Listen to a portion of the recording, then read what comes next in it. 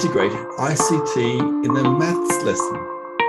There are a number of ways for you to achieve this, but the way to start is always by imagining the potential for learning with the available technology of ICT in your classroom today.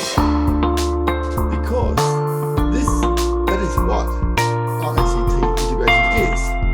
So let's have a look now at some ways in which you can incorporate ICT into the maths curriculum that isn't just an add-on to what you're teaching today. Word processors. Along with writing sentences, you can use word processors effectively in the classroom. For example, children can present the results of mathematical investigations. The latest version of MS Word allows children to create icons, 3D shapes that lend themselves to geometry lessons. Smart art with diagrams to communicate information, as well as charts.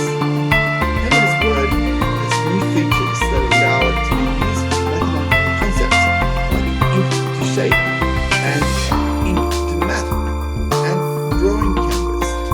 There are also functions for equations and symbols.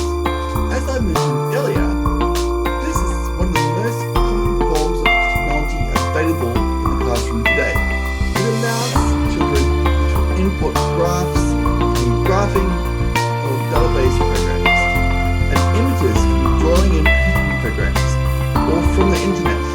Children can add commentary, to pose questions for their peers, to produce fact sheets, to contribute to a whole class reference document. Children need to know what they can transfer their skills from one to the other, and also to recognize the potential limitations of such software. And word processing allows each individual student, in order to be able to do that, they can transfer their word processing skills from one subject, one context to the next. Graphics programs or drawing software, they can be used to support mathematical modeling activities. You could prepare an electronic file containing a plan view of the classroom, for example, and outline the range of furniture to be included. Children can explore possible arrangements, and an extension to this would be to include some certain conditions, such as the computer cannot be located on a south-facing window, or additions such as two new children are starting on Monday. Where should the extra table and chairs be located? Graphics software sometimes includes a grid which can be switched on and off.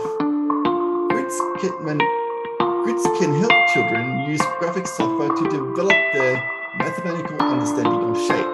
You could prepare graphics files incorporating a grid, lines of symmetry and shapes into one content. Children can make use of the grid to help them draw the shape reflected or rotated.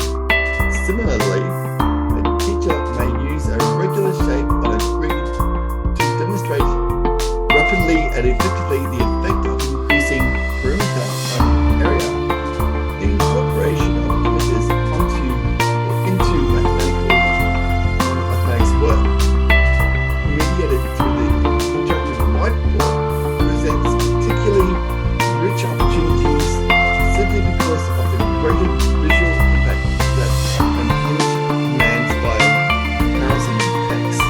Drawing and painting programs can be used to make repeating patterns for wallpaper or wrapping paper as another example. And think about using the stamping technique to achieve this. The suitability of various shapes for geometric sequences can be explored.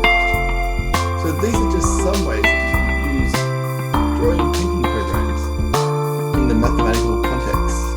Graphing programs can also contribute to the development of children's understanding of the graphical representation of data.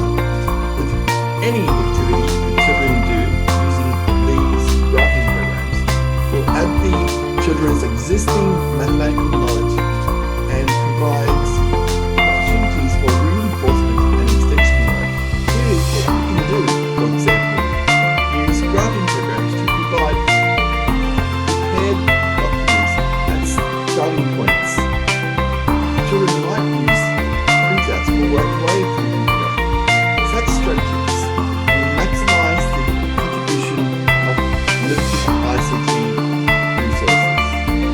Another program that you can use to generate arithmetic and geometric sequences rapidly are spreadsheets. You can generate and print these out to use away from the computer. A number of problem-solving techniques can be supported in this way. For example, using a 100 square, color all the cells containing sevens. What do you notice? Now color all those numbers ending in 3.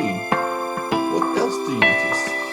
Another example would be using spreadsheets in mathematical investigations, such as the shape of a farmer's field museum to model data handling techniques which have real relevance for children. Can be derived from school sporting activities, for example. Children can be charged with determining the placings of athletics competitors on school sports days, or doing things such as calculating the overall winner based on the average of 3 long jumps or rounders ball throw. Recording the results from the netball or football league matches week by week can provide opportunities for statistical analysis. We need to be able to support our students, and it need not be a major issue if you keep it simple. A simple magic square could be the key. Being able to plot numerical data onto graphs by hand is a useful and important skill, particularly when it comes to developing an understanding of scale. Here, ICT provides access to directly relevant experiences and maintain focus on central issues. Digital cameras are very effective in helping children make links between abstract ideas they learn in the classroom and the world around them. It can encourage children to photograph photographs of their environment and identify shapes, nets, and tessellations that they have recorded. They can walk around the school and take images which show examples of regular shapes. Then, if you have a data projector, you can then show these shapes on the large screen and go through your selection.